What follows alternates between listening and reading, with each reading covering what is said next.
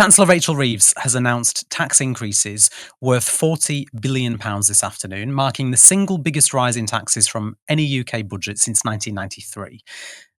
Now, while Labour kept their manifesto promise to not increase VAT, national insurance, or income tax increases for working people, as expected, they did decide to increase employer contributions to national insurance by 1.2 percentage points, while also lowering the secondary threshold from £9,100 to £5,000, a move that the Chancellor says will raise £25 billion. Capital gains tax will also be increased from 10% to 18%, and the higher rate will see an increase from 20% to 24%. Reeves also announced a flat rate duty on vaping liquid, increases in tobacco duty, and air passenger duty on private jet use being increased by 50%, much to the dismay of some on the opposing benches. She also announced the much anticipated VAT on private school fees, which will be introduced from January, slightly earlier than some of those private schools were expecting, and the scrapping of the non-dom tax scheme. However, Reeves was quick to add that they will be replacing this scheme with a new residence-based system. Helena, a lot to unpack. What are your initial thoughts on Labour's tax plans that have been introduced today?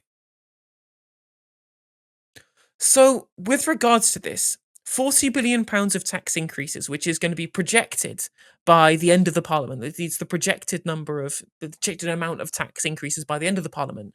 The first year is going to be around 36 billion, and that's going to increase to 40 billion by the end of the parliament. Is one of the biggest increases in tax we've seen in a single budget in many, many years, in decades potentially, right? It is a large increase in the overall responsibility of paying tax. I don't like the term tax burden. People are using it, so I'm trying to steer away from it. But the overall responsibility of paying tax within our society is going up, both in real terms and as a percentage of GDP, to one of the highest on record. Now, this is in line with most countries in Europe that are seeing overall increases in tax, especially to be able to deal with a lot of the fiscal expansion that we saw over the pandemic, to be able to keep people in work, or to be able to pay for people to not be in work whilst they were trying to be in lockdown. So that's something that we're seeing across the Western world. So this is normal. This is a kind of normal thing to do. It's also worth taking into account this is within the context of overall the fact that taxes have gone down since 2010 to 2019, only to just slightly rise under the Boris Johnson administration to be able to pay for a lot of public works and a lot of public sector increases in spending that we saw under the Boris Johnson administration, in a kind of departure from the Osborne and Cameron era. But in context, this 40 billion is only trying to get us to the point at which we have the level of public services that we had before David Cameron and George Osborne took an absolute wrecking ball to the public realm during the coalition government and beyond. So, whilst it is a large number in relativity, it's a large number relative to previous budgets, right?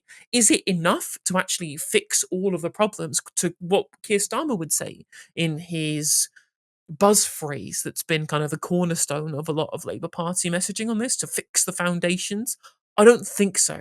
I don't think it's really going to be enough when we are seeing that this is coming alongside some difficult decisions being made in some departments. Now, of course, I'm glad to see that local authorities are seeing a 10% rise in the amount of money that they're getting. They've been really beleaguered with 40% cuts since 2010. But there are plenty of other departments, I think it's 6 or 7 departments, are all seeing reductions in real term spending, including the Home Office and DEFRA and many other departments, which do need this money as well. So there is going to be there is scope for raising so much more, right? There is scope for raising so much more tax. The fact that they're raising capital gains, but they're not equalizing it with income tax, which they should be doing, for two Mhm. reasons, for two main reasons. First of all, it's just unfair. It's unfair that people who work for a living, who actually do productive work and could contribute to society, pay more in tax than those who sit on their ass and make money off of money, who make money off of assets, who actually do no work in producing new commodities. None of these people who pay capital gains tax are adding anything new and creating any economic growth. It's also silly for economic reasons, right? Given the turning commodities into money plus the same commodities plus money, like MCM Prime, is not economically productive. Working is economically productive. That creates growth. Taxation is a way of creating an incentive or a disincentive. If you tax something more, it's a disincentive. If you tax it less, it's an incentive. And what they are doing by having higher taxation on productive work and lower taxation on unproductive speculation is incentivizing people to do the latter rather than the former. When, if your central mission is the highest sustained growth in the G7, you want to incentivize people to work hard and be productive, which means we need to at least equalize them, if not have capital gains taxed more than we do income, in my opinion. Mhm. No, I completely agree, and like you say, it's blatantly unfair. The other arguments are important, but from a fairness point of view, it's wrong. On taxes as well, obviously the government have committed to upholding the triple lock on pensions, and there is going to be an increase in what pensioners are receiving. However, they've not gotten rid of the freeze on the income tax threshold. Now, their argument is that obviously what they're doing is they're keeping a conservative policy and they're not going to extend it, which is a great thing. It's not going to be extended. But it does mean that some pensioners come 2027 are actually going to be earning so much that they'll be paying taxes on their pensions where they weren't before. How can that be fair? I mean, I think that given that fiscal drag was baked into Conservative spending plans before, I think you can't really blame the Labour government for continuing that, given the overall need for more taxation.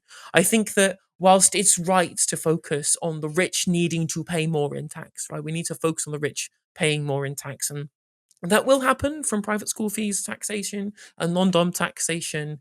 And when we look at the increase in capital gains tax, for example, broadly, everyone needs to be paying more tax. In my opinion, we all need to be paying more tax. And a very slight increase in tax, especially for pensioners who are protected from the cost of living crisis somewhat by seeing their incomes rise with inflation where wages are not rising with inflation. You know, having some of that recouped by the exchequer at the very least to ensure that taxation is fair across both of those. I think that's not necessarily too unreasonable, but of course, Mhm, there is a choice that's been made here. If we'd have equalized capital gain tax with income tax, introduced a wealth tax, we could get rid of fiscal drags. And regardless of whether you think that that's a good thing economically, politically, it would be incredibly well received by the electorate, given that their whole shtick is ensuring that we keep the tax burden as low as possible on working people, which is mhm. who pays PAYE, which is where the taxation, where the fiscal drag is being applied, a tax on working people. If you say, we're going to do this really great thing for you where we're going to ensure that we're not subjecting you to fiscal drag and also we're taxing the rich people to pay for it, that's a choice they could make. And I'm sure the electorate would be very receptive to it in a way that they probably won't be to see, for example, their potential pension get taxed from the state pension, given that it's just risen with a triple lock. But Rachel Reeves had an opportunity today to introduce a wealth tax, and to introduce one on assets over 10 million, which isn't going to affect the average working person. So, I mean, what do you suppose is the reason that she didn't do that? Is it due to the fact that they've now got a lot of billionaire donors that are putting money into the Labour Party who would obviously be caught with that sort of tax, or do you think there's another reason for it? I mean, it's just the same reason as to why their original potential plans, right? The things that were floated previously for a tax on private equity bosses making money and taxing it like income rather than capital gains because it's made from as somebody who is speculating on the value of our economy or the value of markets, right? Like these people were going to be have their income as private equity bosses taxed like they were regular workers, except that was junked, sorry, as a policy. And you look at the people who fund Labour Together, the think tank who set most of Labour policy, a bunch of these people all have their fingers in the private equity pie. Is there Mhm, any reason why this tax has been junked, even though they had plans for it before, given who funds Labour Together? And then on top of that, all of these rich people would obviously be people who would end up seeing a wealth tax. I don't think Wahid Ali really wants to see any level of taxation. A lack of a wealth tax is certainly something that is more likely to happen, or more like the lack of it is more likely to happen. So the actual tax itself is less likely to happen if, I don't know, members of the cabinet have close financial links to Lord Wahid Ali, for example. I'm not saying this is a bribe. I'm not saying that he said, if I give you this expensive piece of clothing for your wife, you won't tax me anymore. I'm not saying that happens, but it certainly Mhm. influences who you think your taxation policy is for. Support independent media, support social justice that's there on social media. Thank you. Turn left.